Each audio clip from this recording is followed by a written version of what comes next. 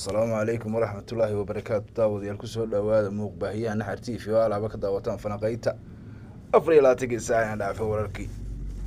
Dowladda Taiwan ayaa waxay u tababaraysaa ciidamada Jamhuuriyadda Soomaaliland ciidamadaas oo isugu jira kuwa kamaanduusa iyo saraakiil.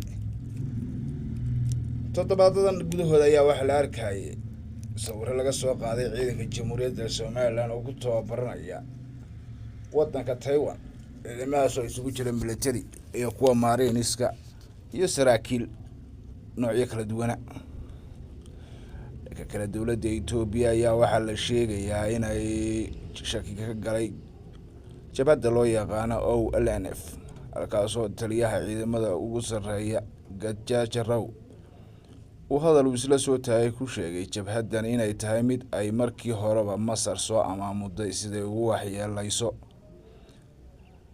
qarannimada wadanka Itoobiya.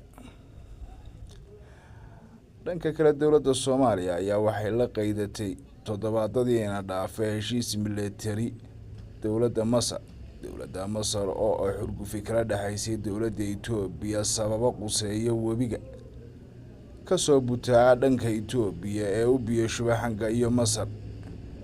webigaasoo Itoobiya ay ka samaysay biyo xireen weyn halkaasoo laba dal oo Suudaan iyo Masar ba ay ka hadleen.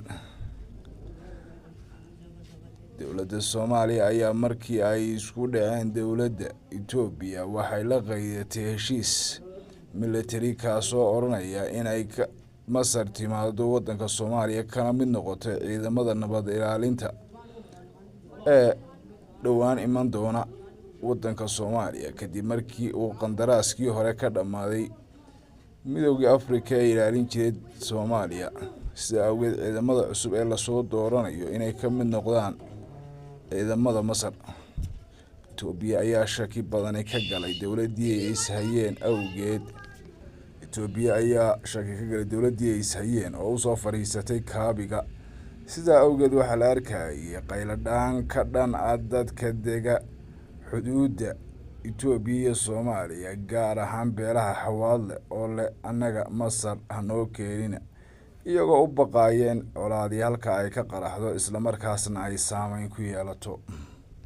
si kastaba ha noqotee waxa la sheegayaa in Masar saraakiil ka socotay ay timid goor horeba garoonka Aadan Cadde International Airport kuwaasoo indhaynka wadayga aagagii ay wax furi lahaayeen amaba ciidamada cusub ay keenayaan ay dejin lahaayeen halkaasoo Itoobiyana ay soo rartay cutubyo ciidamadeeda militariga kuwaasoo ay soo dhoobtay kadinka hore ama afaafka hore ee xuduudda ay la wadeegaan amaba soodinta ay Soomaaliya la wadaagaan.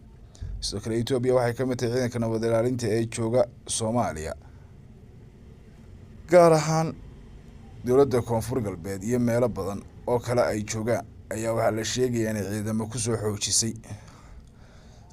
daawadayaal 24 saac laga soo gudbay qodobadii ugu doorka roona ee la fanaqeynayay waa kuwa insha Allah warkan warka xiga waxaan idin leenahay. Assalaamu calaykum waraxma idinkoon nabada.